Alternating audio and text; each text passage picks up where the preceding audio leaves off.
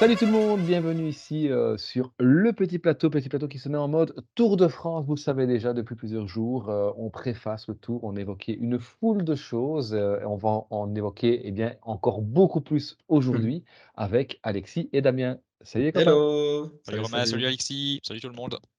Alors, on a évoqué dans la première partie de notre épisode, la course, au premier maillot jaune.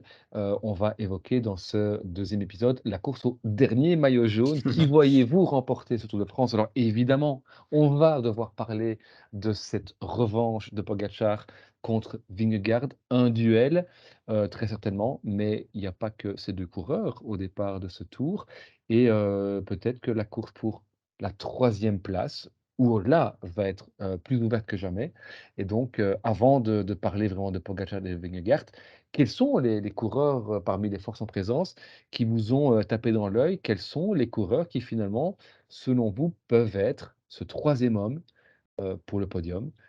Ou peut-être, pourquoi pas, ce troisième homme qui pourrait venir quelque part, disputer la hiérarchie, à Pogačar et Vingegaard? Alors, a avant de parler de troisième homme, moi, j'ai juste envie de dire quelque chose. Un homme qui vient disputer la hiérarchie à Pogačar-Vingegaard, sur papier, j'y crois pas, mais après évidemment, Ouais. il y a l'effet de course.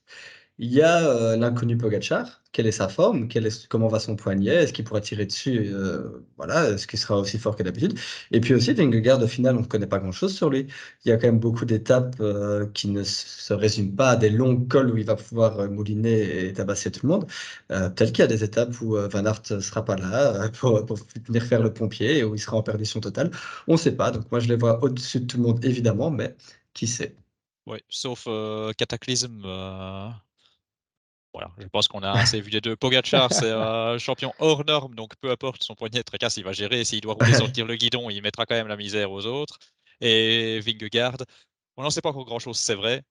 Vu ce que j'ai vu depuis le début de saison, j'en ai vu assez. Donc, Ouais. voilà. Après au niveau troisième homme, par contre, c'est dur. Franchement, c'est dur. Parce qu'il y a un niveau hyper homogène. Moi, je pourrais citer, je les ai notés sur une feuille pour pas les oublier. Je pourrais citer une dizaine de noms. Ils peuvent faire entre 3 et 10, s'inverser toutes leurs places. J'exagère un petit peu. Il y a une petite hiérarchie, mais pas claire du tout, du tout, du tout. Alors, je vais demander l'avis à Alexis pour m'aider d'abord, mais je vais juste dire un truc parce que vous le savez, ceux qui m'écoutent le savent, ceux qui me suivent sur Twitter, pardon, le savent. Mon troisième homme sûr en début de saison, c'était Mas. Ouais. C'était Enric Mas et ce qu'il avait montré, en fait, saison dernière. Pour moi, Enric Mas, je l'ai encore dit dans les épisodes spéciaux Rivals là qu'on a fait, pour moi, Enric Mas devait être l'intermédiaire entre les monstres, les 2 monstres et le reste du plateau. Et en fait, non. Et je ne me base pas que sur le Dauphiné, comme Tito avait dit, bah, attention, le Dauphiné n'est pas nécessairement révélateur. Je me base depuis le début de saison. J'ai pas vu Mas dominateur du tout. Et je suis globalement déçu de Mas. Et ce n'est même plus mon troisième homme, je pense. Voilà, ça fait partie des troisièmes hommes possibles, mais ce n'est plus mon troisième homme vraiment. Alors, je vais donner la parole à Alexis pour d'autres noms et je réagirai certainement après, mais juste pour citer un nom, un peu par défaut, un peu parce qu'il a des qualités aussi, hein, et un peu sur ce qu'on voit dernièrement, je dirais Jane Lay, mais sans conviction folle, quoi.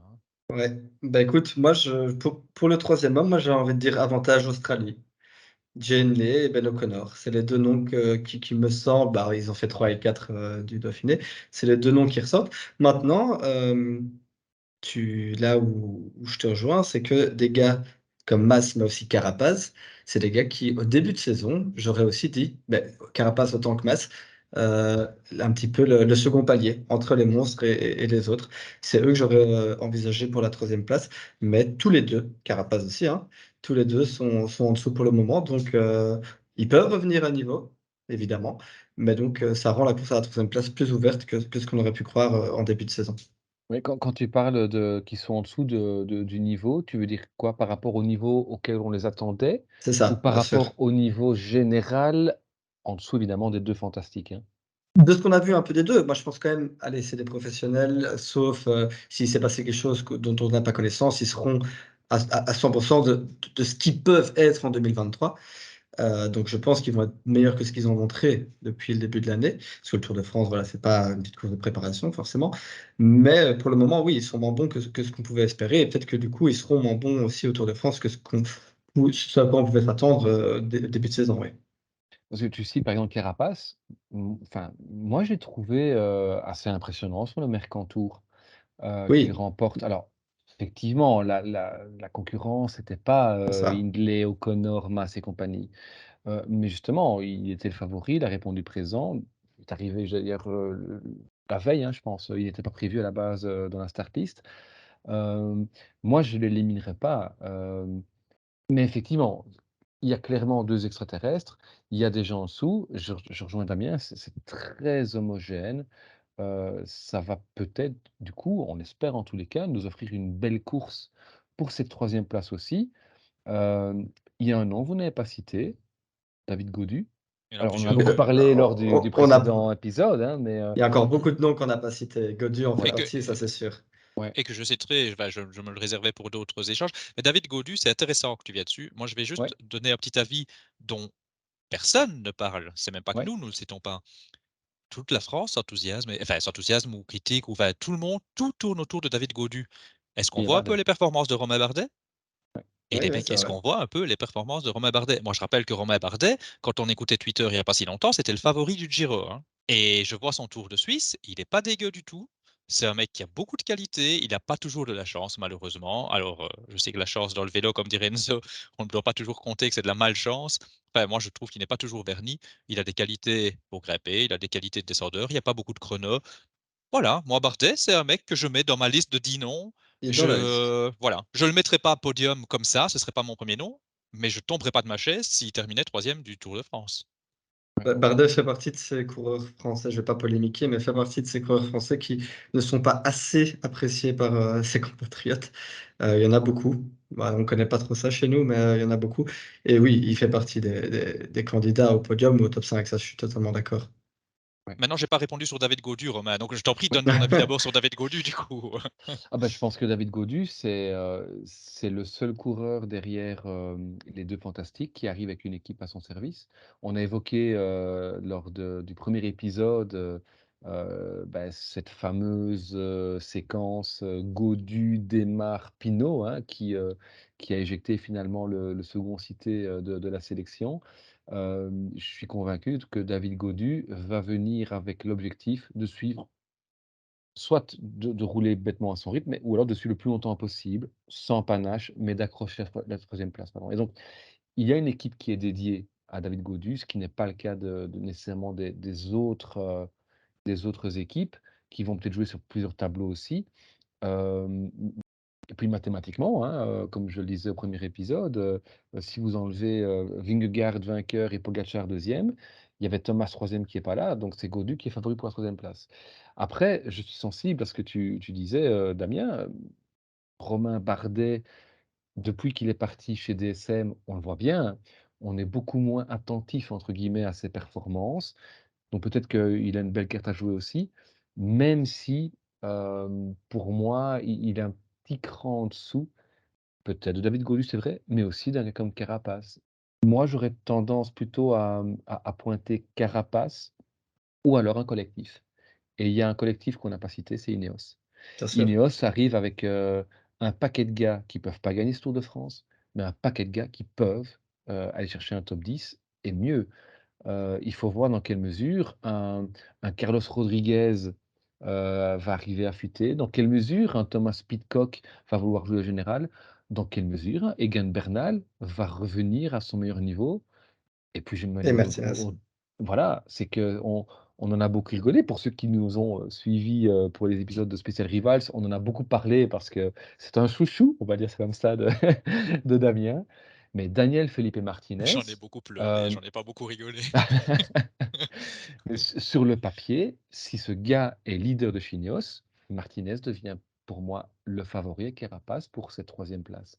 Mais Ineos avec un tel collectif où les cartes différentes sont tellement peu claires, à quelques jours de ce départ qu'on ne sait pas en fait ce qu'ils vont jouer. On ne sait pas ce qu'ils vont C'est viser ça. et donc du coup, c'est difficile de se prononcer par rapport à Ineos. Mais Ineos a clairement les atouts pour aller, embêter pardon, tout le monde pour cette troisième place. Et Ben, ça va se beau demander pari. c'est quoi Ouais, le plan ouais, de Ineos. Ils se sont dit, tiens, on va mettre des grimpeurs, hop, on les met tous là. À quoi ça va ressembler, à voir. Mais c'est vrai que sur un collectif, ils peuvent être très intéressants et alors piquer et un cyclisme hyper offensif parce que ça peut rendre quelque chose de très, tout très à fait. attrayant pour nous. très beau pari Martinez, j'y crois pas une seconde, malheureusement, alors que moi je l'avais engagé.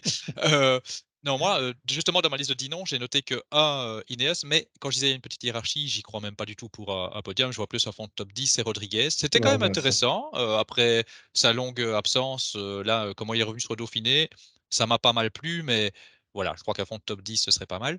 Bon, je vais encore citer, de toute façon, on est là pour citer plein de noms. Je vais citer un nom qu'on n'a pas encore cité et qui est très bon et surprenant cette année, Mikel Landa, Mikel qui sera Landa, chez ah lui ouais? au départ. Ouais, tout à fait. Lui, j'attends de voir aussi parce que, Ouais, Il y a pas de franchement, sur chrono. les courses, il y a pas de ah, chrono. Il a été De ce que très je comprends. impressionnant pour moi, à minima comme Mas. Et alors, j'étais un peu déçu de Mas, mais je ne l'exclus pas pour la 3e place. Donc pourquoi est-ce que j'exclurais Landa finalement? Le Giro était pas si mal quand il l'a fait l'année passée. Voilà, on n'en parle pas énormément, mais c'est un nom qu'on peut peut-être pas écarter non plus. mais Et je suis assez d'accord. Je pense que Landa a clairement les atouts pour aller chercher le top 5. On a vu il n'hésite pas à attaquer, même si l'attaque de Landa, c'est une accélération en fait, hein, pour d'autres. Il faut voir aussi l'équipe qui va être constituée chez Bahreïn, hein, on n'a pas encore en tout cas au moment où on enregistre cette émission, on n'a pas encore, la composition complète. On sait que Bilbao normalement devrait en être. Est-ce que Bilbao sera la seconde cartouche de Bahreïn ou un mmh. équipier pour Landa? Parce qu'effectivement Landa marche très fort alors que Bilbao n'est pas dans la meilleure forme de sa vie, mais ce serait intéressant et c'est vrai que Landa est un gars qu'il faut aussi certainement cocher, pas pour la victoire, on le répète, hein, mais vraiment pour, venir animer cette course pour la 3e place. Et alors un dernier nom, et alors je pense qu'on a cité tout le monde, c'est, Simon Yates qui pourrait éventuellement se battre pour un top 10, on va dire, voire mieux. Mais bon. Enfin, je vais laisser répondre Robin, juste et après, je vais revenir dessus. Tu as dit un dernier nom qu'on n'a pas cité, donc je suis obligé d'accorder ça, mais si on dit prénom, on n'a pas cité Adam Yates Oui, et oui, moi, mais je voudrais bon. en parler juste après d'Adam Yates, mais d'abord pour sur Simon Yates, moi, j'y crois pas trop. J'y crois pas trop parce que, d'abord, le mec est hyper irrégulier et je trouve pas que c'est un tour vraiment taillé pour lui. Là où il peut faire la différence, lui, c'est un grimpeur, vraiment grimpeur et donc, je sais pas, j'arrive pas à l'imaginer jouer avec, voilà, même pas top 5, je pense. Entre 5 et 10 quelque part, hein, pas mauvais mais au mieux, juste derrière la 5e place, je pense. Et en fait, juste si je peux, terminer mon avis, dans beaucoup de noms qu'on a cités, pour moi, contrairement à un Romain Bardet, par exemple, c'est beaucoup de noms que j'imagine avoir un jour sans à un moment donné.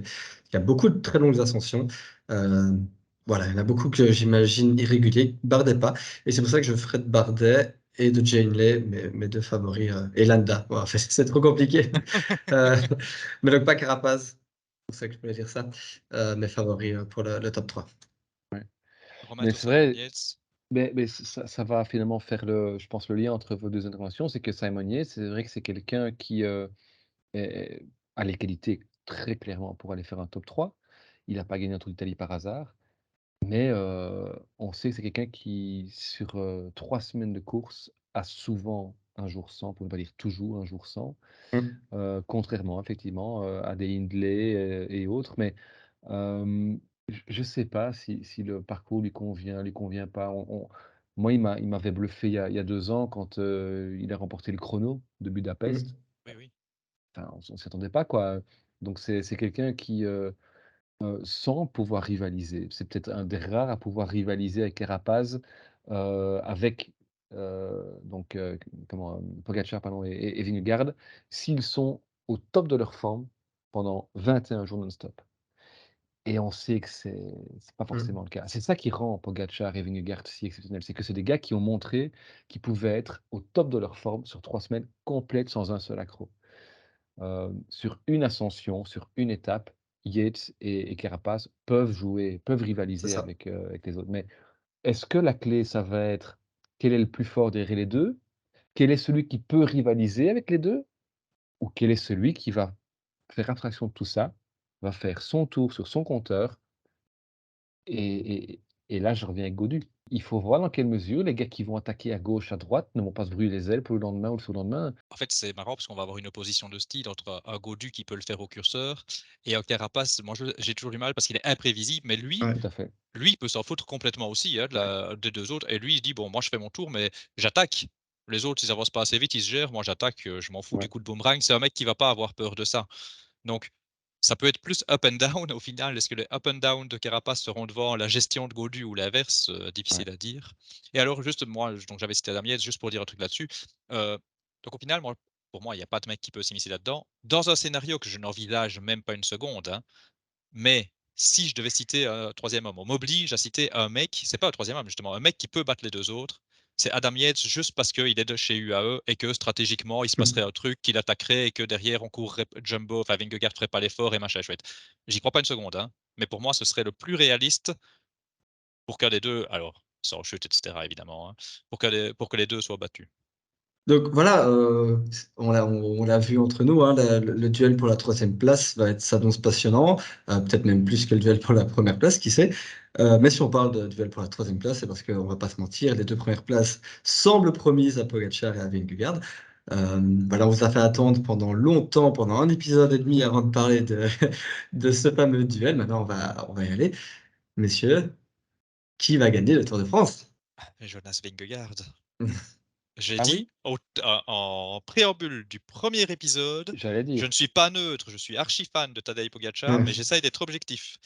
Heu, alors Jonas Vingegaard, sans détailler tout, il y a des trucs qui m'ont un peu agacé l'année passée.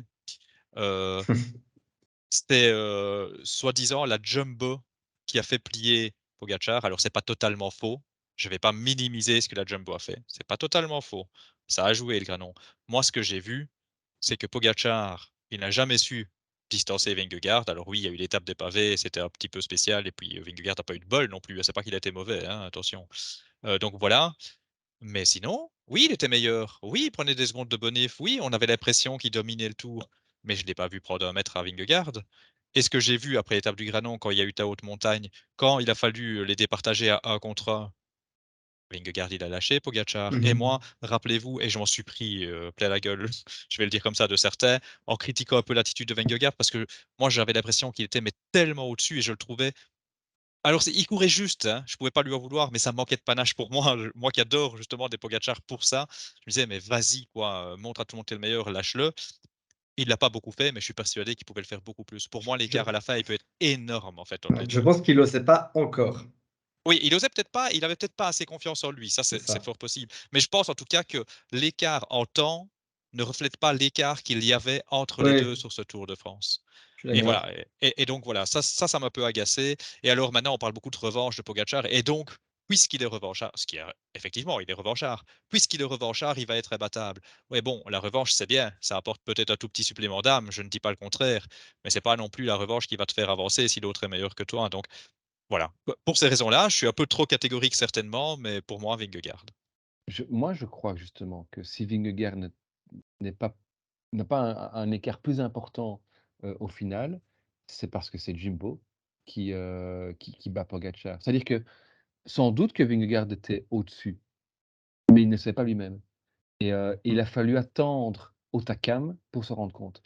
Mmh. Parce qu'avant Otakam, le seul moment où Vingegaard prend l'ascendant sur Pogačar, c'est le Granon. Et pourquoi est-ce qu'il prend l'ascendant sur Pogačar? Dans dans les Dans le ressenti à ce moment-là, en tout cas celui du spectateur et je pense aussi des coureurs, c'est parce que la Jumbo a fait plier Pogačar dans l'ascension du Télégraphe, enfin entre le Télégraphe et le Galibier. Et donc c'est finalement dans Hautacam et on pourra encore rigoter en disant: «Ouais, mais Hautacam, c'est Van Aert qui fait exploser, Pogačar et cetera».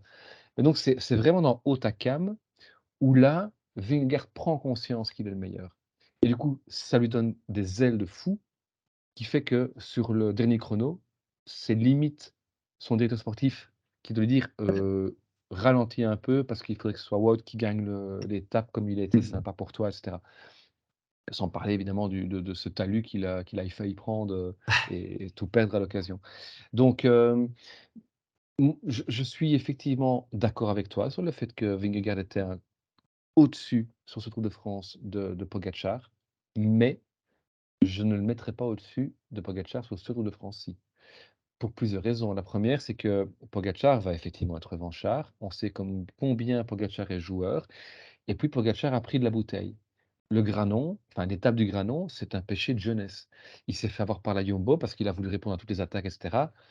Alors évidemment, c'est facile de le dire après coup: «Ouais, tu aurais peut-être dû laisser partir Roglic et lui laisser, 1 minute d'avance», peut-être. Mais, est-ce qu'aujourd'hui ça arriverait? Est-ce qu'il ferait pareil?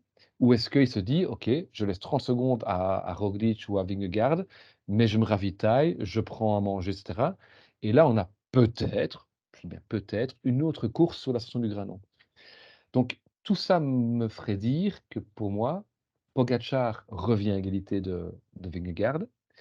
Et alors à ce moment-là, il y a 2 choses qui interviennent, j'ai l'impression. Une chose en faveur de Pogačar, c'est-à-dire que on va pas avoir cette année-ci sur le Tour de France, comme on sur l'année passée, des dernières ascensions terribles, comme le Granon et Hautacam.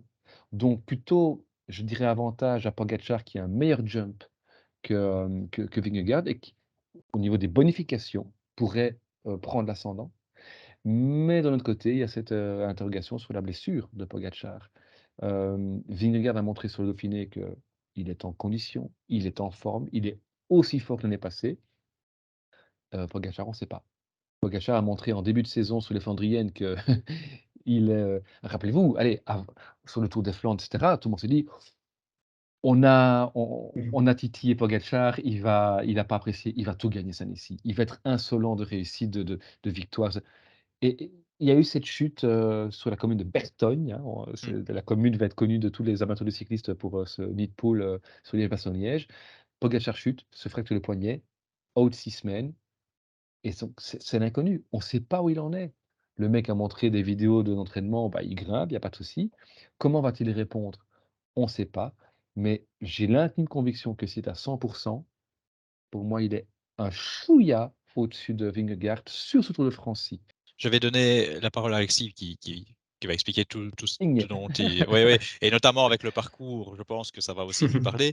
Je voudrais juste réagir sur 2 choses que tu as dites. Il y a un truc où effectivement, alors, comme je disais, je ne veux pas non plus minimiser totalement le truc Jumbo, mais c'est vrai que j'avais pas nécessairement, pensé à l'aspect, psychique derrière, enfin psychologique derrière où il prend, conscience ce jour-là. C'est pas bête du tout et pour aller encore dans ton sens, mais sur un autre terrain, on n'oublie pas non plus que Pogačar ne ferait pas la même erreur. Pogačar sera certainement plus entouré. On n'oublie pas non plus que son équipe avait été décimée, donc ça a peut-être joué aussi, parce qu'il y avait peut-être quelqu'un pour répondre normalement à tout ça. Voilà, ça c'est un autre débat. Cette année, il aura notamment Adam Yates qui est là. Et qui sait, en extrapolant un petit peu, et si c'est Adam Yates qui faisait Roglic cette année, et si on inversait les rôles, j'exagère un petit peu, parce que Bien je pense sûr. que Kuss peut être là peut-être pour répondre. Enfin bon, voilà. Donc effectivement, ce sera pas la même chose. Et juste sur le côté revanchard, et puis je vais vraiment laisser Alexis, il attend son tour, le pauvre, sur le côté revanchard. Tu vois, tu disais par exemple sur le Tour des Flandres, ah, il n'a pas apprécié, il va venir, il va gagner. Ouais, la différence, c'est que sur le Tour de Flandre, l'année passée, c'était déjà lui le plus fort. Il n'a pas gagné parce qu'il n'a pas gagné pour X raisons, mais c'était lui le plus fort déjà. Donc, en fait, il vient sur un terrain où il est le plus fort, il est revanchard, il gagne. Là, il vient sur un terrain qui n'est pas le même, tu as raison. Et justement, je vais laisser Alexis parler de tout ça, parce que je pense que ça va beaucoup l'intéresser. Donc, c'est vrai que c'est difficile. On ne peut pas comparer un Tour des Flandres 2022 et 2023 comme tu compares un Tour de France, enfin dans l'autre sens. En fait, on ne peut pas comparer un Tour de France 2022-2023 comme on comparerait une classique qui ne bouge pas d'année en année. Ça, je suis d'accord. Ouais, bah, du coup, je vais donner mon avis sur Pogačar versus Vingegaard. Juste, j'aimerais réagir sur un truc que vous avez dit, toi, Romain, pardon, Damien, tu as parlé du panache, du manque de panache de Vingegaard l'année dernière. Romain, toi, après, tu as dit qu'ils s'en étaient rendus compte à Hautacam.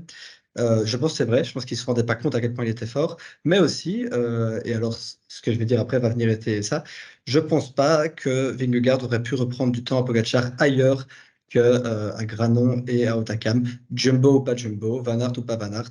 Je pense que c'est les deux étapes où il aurait pu reprendre du temps. Pourquoi? Parce que Pogačar, ben, c'est le coureur cycliste ultime. Peut-être autant, voire peut-être même plus que Van Aert. Il est fort partout. Mais quelque chose que on voit parler un petit peu de temps en temps, moi j'en parle, certaines autres personnes en parlent, peut-être que j'ai tort, on verra, l'avenir nous le dira, mais quelque chose que les gens, selon moi, ne se rendent pas encore compte, et ça va faire hurler en commentaire, Pogačar est un bien meilleur puncher qu'il n'est grimpeur. C'est un excellent grimpeur, parmi les meilleurs du monde, peut-être même le deuxième meilleur du monde, mais c'est un meilleur puncher que c'est un grimpeur. Pour étayer ça, je vais parler des watts par kilo. Alors, en gros, hein, les watts par kilo, c'est la puissance que l'on met sur une ascension divisée par le poids. En gros, hein, je ne vais pas tout expliquer maintenant, mais c'est un bel outil de mesure pour voir où on se situe en montagne. Quand on prend les ascensions de moins de 30 minutes, qu'on compare Vingegaard et Pogačar, sur les ascensions de moins de 30 minutes, Pogačar est au-dessus. Il est intouchable. Et donc, Vingegaard peut rester dans la roue tant qu'il veut. Pogacar va utiliser son punch, il va aller prendre des bonifications. Mais sur les ascensions de plus de 30 minutes, et alors surtout les ascensions de plus de 40 minutes, la bascule, elle est très claire. Vingegaard, il dépasse clairement Pogacar, mais largement. Et c'est pour ça qu'à Granon et qu'à Otakam, qui sont des ascensions de plus de 40 minutes, Vingegaard peut faire craquer Pogacar, parce que Pogacar, pour moi, c'est son seul point faible, et c'est extrêmement relatif. C'est un point faible où il reste quand même parmi les 5 meilleurs du monde, peut-être, c'est l'école de plus de 40 minutes.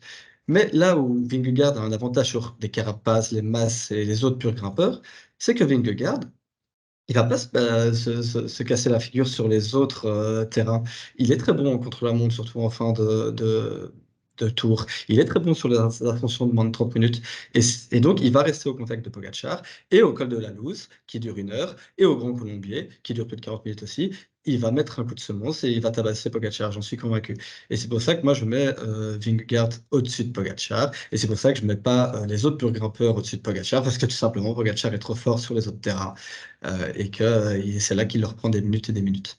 Si on veut faire vraiment matière à débat, si on veut faire un peu réagir les gens, bah, Alexis, on se connaît, je sais quel est ton avis, on en a même un peu parlé off là avant. Moi, je suis d'accord avec tout ce que tu dis. Alors, je dis qu'on ne m'y connaît pas, moi, dans les watts, etc. Mais globalement, de toute façon, ce que tu dis, je suis totalement d'accord. Mais toi, alors on va lancer le débat.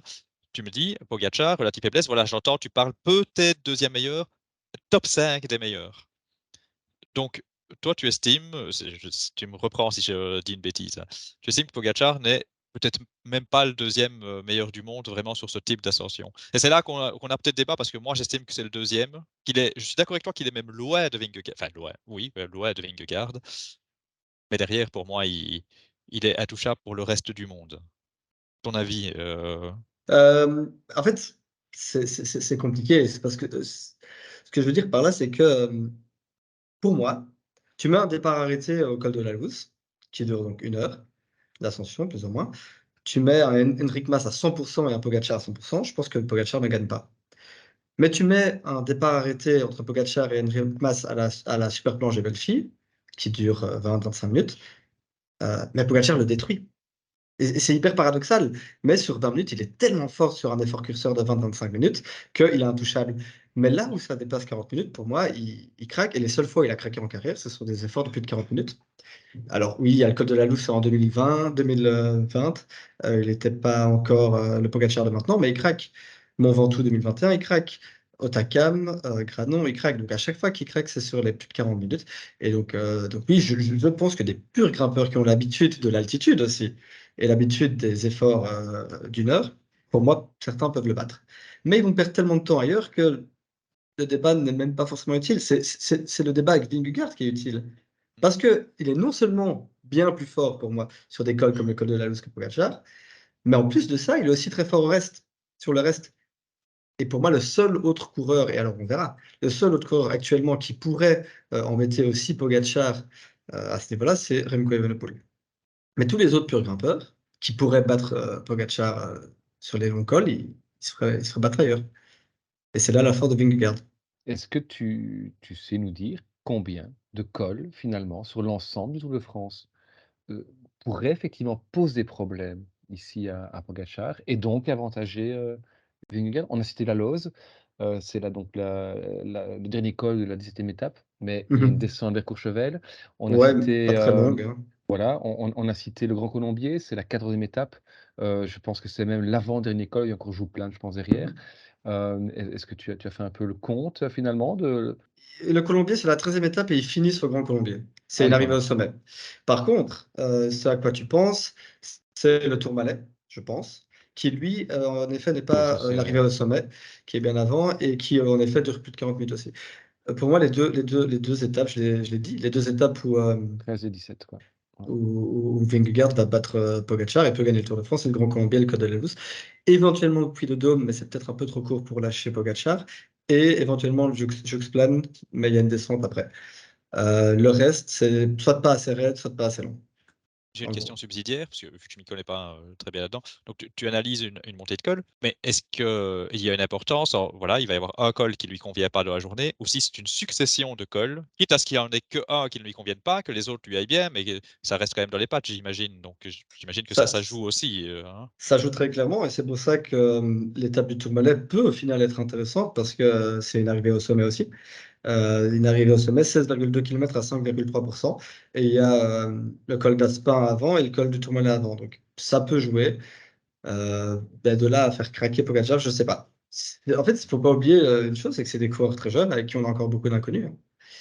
Donc moi, je vous parle des ascensions comme du col de la Louse, où là, je suis persuadé que Vingegaard va lui reprendre 1 minute 30.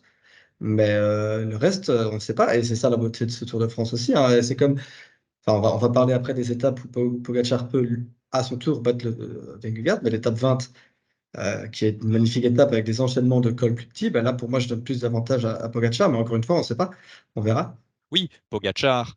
Alors, le problème, en fait, par exemple, la première semaine, pour moi, ça colle bien à Pogacar, en tout cas le début, le premier week-end déjà, par exemple. Euh, mais c'est le premier week-end. Et alors, Romain, tu en parlais dans le tout premier épisode, quand on devait dire qui serait le premier maillot jaune, est-ce qu'ils vont aller chercher le maillot jaune pour gagner quelques secondes et puis devoir assumer la course? Certainement que non, alors que d'un autre côté, c'est un terrain où il peut prendre un peu de temps. Après, quand j'entends Alexis parler d'1 minute 30 sur l'ose, et moi je suis assez d'accord, enfin je vais pas fixer de temps, mais globalement, j'ai l'impression que où Pogacar peut reprendre du temps, ce n'est pas beaucoup. Et le problème, c'est que Vingegaard, quand il va en reprendre, ce sera un paquet d'un coup. C'est ça. Et c'est pour ça que moi, comment est-ce que Pogacar peut gagner le Tour de France? Moi, j'ai envie de dire courir comme un classic man. Sortir Vingegaard de sa zone de confort. Le problème, c'est qu'il y a le géant vert, le grand pompier de service, qui va venir sauver Vingegaard. Mais peut-être sur des étapes où Van Aert joue sa carte personnelle ou qui se repose pour... Voilà, là où ils s'y attendent pas. Essayer de surprendre Vingegaard, courir contre-intuitivement, ou peut-être même intuitivement, en fait, pour Pogacar. C'est peut-être complètement un non-sens ce que je dis, mais c'est comme ça que je vois Vingegaard craquer plus facilement que Pogacar. Alors, pour ceux qui nous écoutent en podcast, je sais que c'est pas spécialement facile de switcher, mais moi je vous conseille quand même de switcher sur YouTube ou à tout le moins d'ouvrir une page où vous allez avoir les profils des étapes. Parce que le jeu, c'est quoi? Je vais demander à mes copains et je vais jouer aussi. Hein. Euh, je vais donner différentes étapes, pas mal d'étapes. Bon, je vais passer ce qui est sprint, hein, on va pas non plus faire trop long. Le jeu, c'est quoi? C'est pas qui va finir devant l'autre, attention. C'est telle étape, qui va prendre du temps à l'autre. Pogacar, Vingegaard, aucun des deux. Il y a certainement pas mal d'étapes où ce sera aucun des deux. Enfin, je vous laisse Et mettre de vos choix. Oui. Bonif compris ou pas? Ah oui, reprendre du temps. On va prendre du temps. Reprendre du temps. Et, Donc, Bonif et, compris. et, et on doit préciser bonif ou pas? Ou ça, on peut Moi, pas. moi, j'ai pas précisé. Moi, j'ai noté mes Ok, réponses, j'ai pas précisé. ça Donc voilà. marche. Donc vous imaginez bien, si vous nous écoutez sans avoir les profils des étapes, ça va pas beaucoup vous parler. Sur YouTube, on va les afficher en même temps qu'on joue. Donc voilà, ce petit conseil préalable. Et donc on est parti, les amis. On va peut-être suivre chaque point pour que ça suive le même ordre. Hein, peu importe. Bon, on va dire Alexis en premier, Romain, et puis je donne ma réponse. On est Bien sûr. parti avec donc le premier week-end. Hein, on vient d'en parler. Étape 1, l'étape de Bilbao. Il va prendre du temps. Pogacar, Vingegaard, aucun des deux. Aucun des deux. Ah, ouais, aucun des deux. Pas Vingegaard, pas Vingegaard en C'est tout cas. C'est c'est une moi. évidence. N'argumentez pas, hein, les gars. Pas Frustrant, Vingegaard, je c'est sais, juste je sais. tout ce que j'ai envie de dire. Pogacar. Idem, Pogacar. Le lendemain, deuxième étape, San Sebastian. Alexis, Pogacar. ouais, Aucun des deux. Pogacar. Pour On- 4, je te- pour 4 je- secondes. Ben oui, en haut des côtes, là, il y a quelques petites bonifs à prendre. Alors, l'étape 5. Oh, la Reims. Oui, oh la mince. Ouais, pareil. Au sprint, Pogacar. Romain, Je triche Aucun un des peu. deux. Hein. aucun des deux, Ah, tu dis? ouais. Aucun des deux. Ouais. Idem, aucun des deux. Ouais, non, ouais, je suis bête.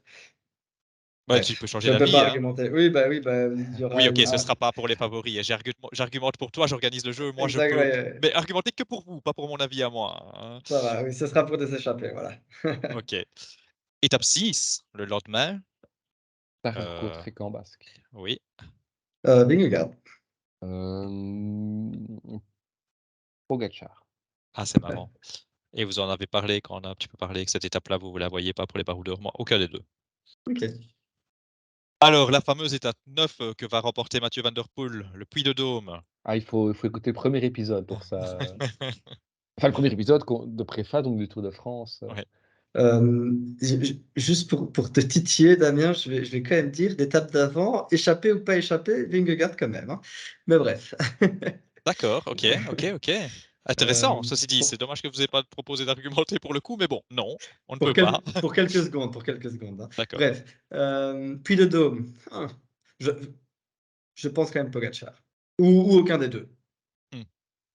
Faut choisir. J'ai noté sur ma feuille Pogačar ou aucun des 2, mais bon. Puisque, j'ai pronostiqué une victoire de Van der Poel Ouais, improbable, il va gagner devant, Van Gils et Van Sevenant, donc du coup, je vais dire aucun des 2. Voilà, OK. je me mouille. Pogačar, j'avais noté comme Alexis, mais Pogačar.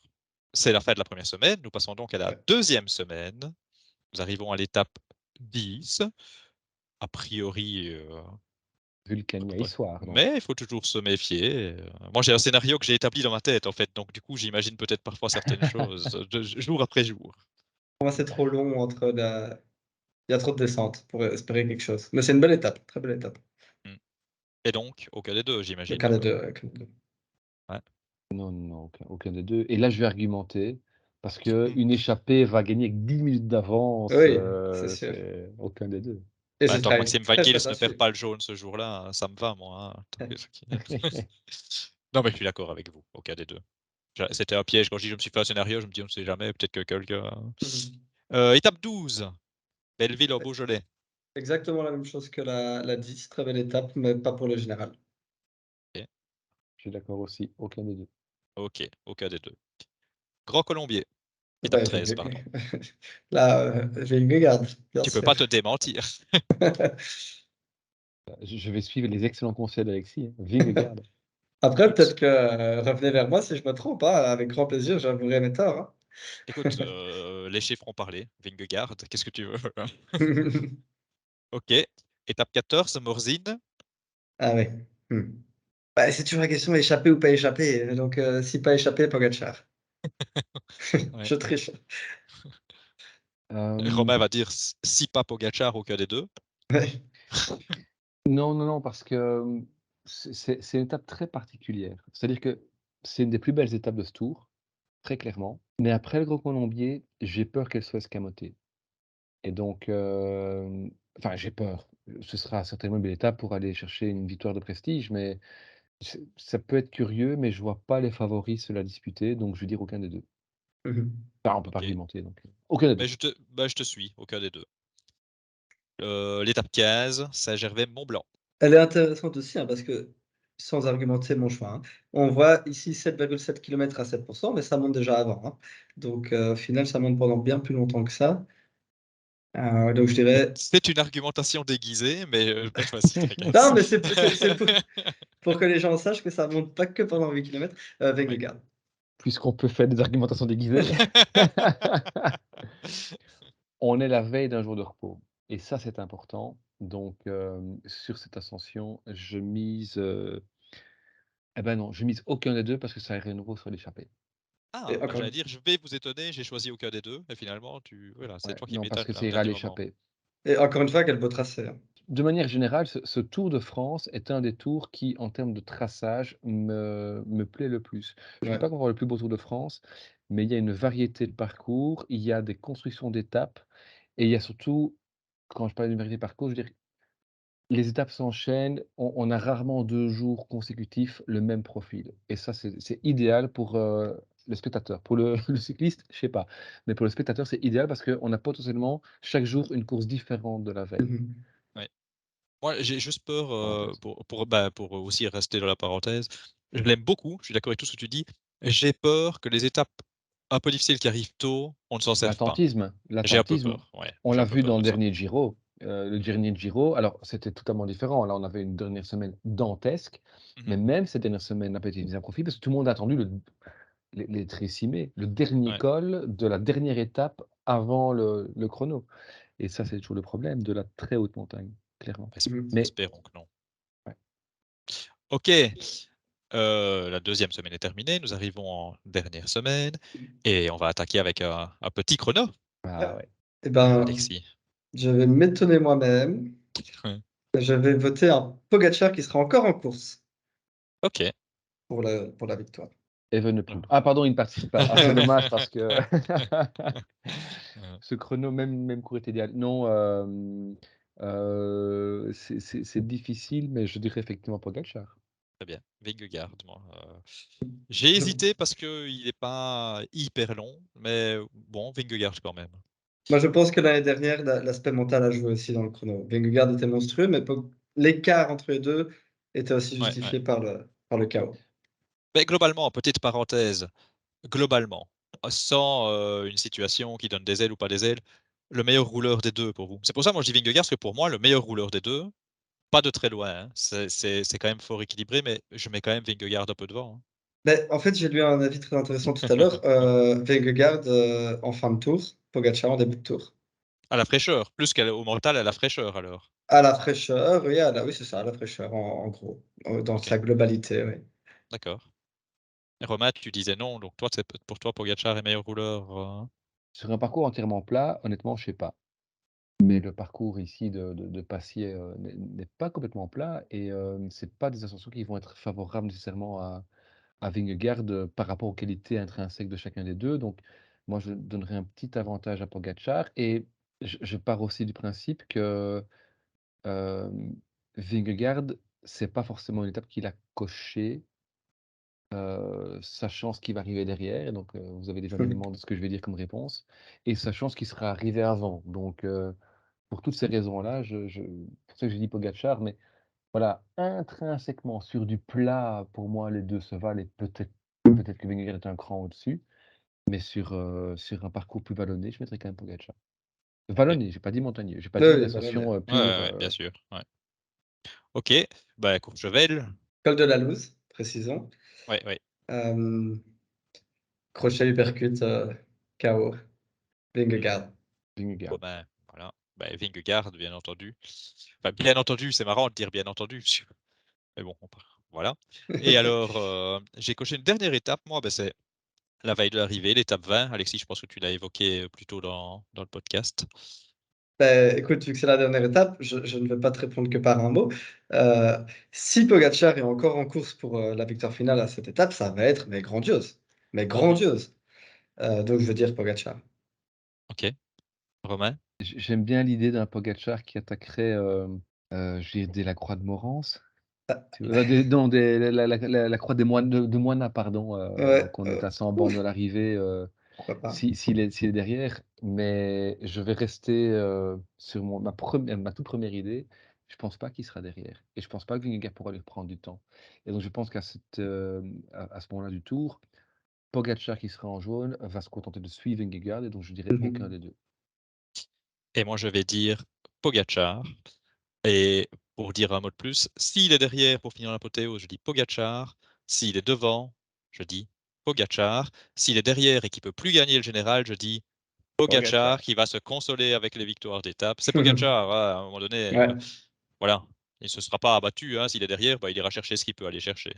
Ok, je pense qu'on a Ben fait le voilà, tour.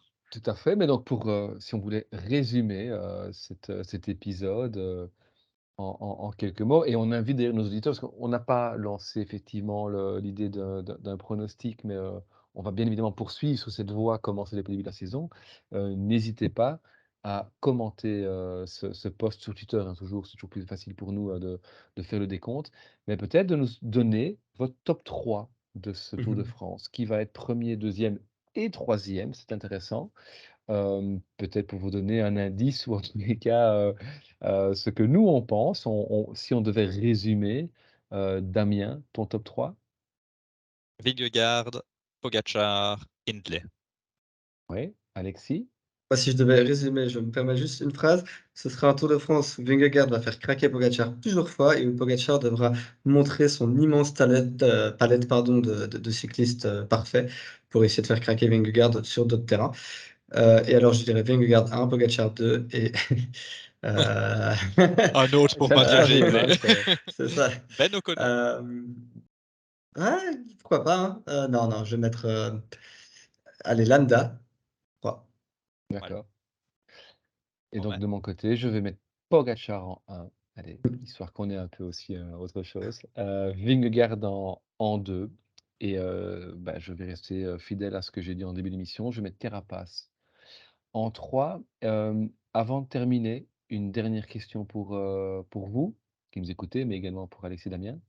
Est-ce que vous savez, ce qui s'est passé entre Pogacar et Vingegaard depuis l'arrivée à Paris l'année passée? C'est-à-dire, quand les 2 ont couru ensemble, qu'est-ce qui s'est passé? Oui, Remco je crois que je Evenepoel. sais. Non, Je crois que ils ont gagné toutes les courses. Moi, je dis Non. peut-être une bêtise, hein. Non? non, Non? c'est quoi la question? Quand ils ont couru Donc ensemble? voilà, c'est ça. Donc ça veut dire qu'on a vu effectivement Vingegaard terrasser Pogacar à Paris, l'année Nice? passée. On était le Ah oui, 24 OK. juillet lors de Ouais. la dernière étape, du Tour de France 2022. Depuis, les 2 coureurs ont très peu couru l'un contre l'autre. Ils l'ont fait dans 2 courses. Est-ce que vous Ah, avez une moi, idée de ce qui j'avais s'est l'impression passé? d'avoir les 2. J'avais l'impression d'avoir les 2 et ils avaient gagné les moi, je vois Bah, Paris-Nice cette année Ouais, où, Vingegaard ouais. n'était pas à son niveau et où Pogacar, écrase la ouais, course. J'avais l'impression que c'était, dans les courses italiennes de fin de saison l'année tout à dernière, fait, avec c'est Pogacar qui juste. gagnait aussi, je Ah pense, bah, mais je Tour me de trompe Lombardie. peut-être alors? Exactement. Oui, Tour de Lombardie, c'est Lombardie, ça. Paris-Nice. Pogacar a gagné. Pogacar gagne ces 2 courses.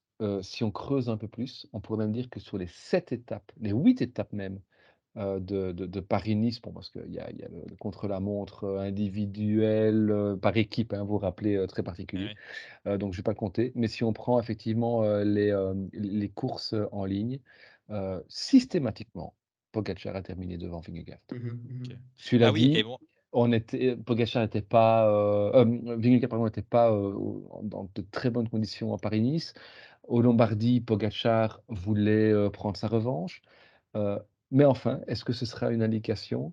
Donc si je compte, hein, on a vraiment 1, 2, 3, 4, 5, 6, 7 courses, disputées entre les 2, 7 jours de courses disputés entre les 2 au sein du peloton.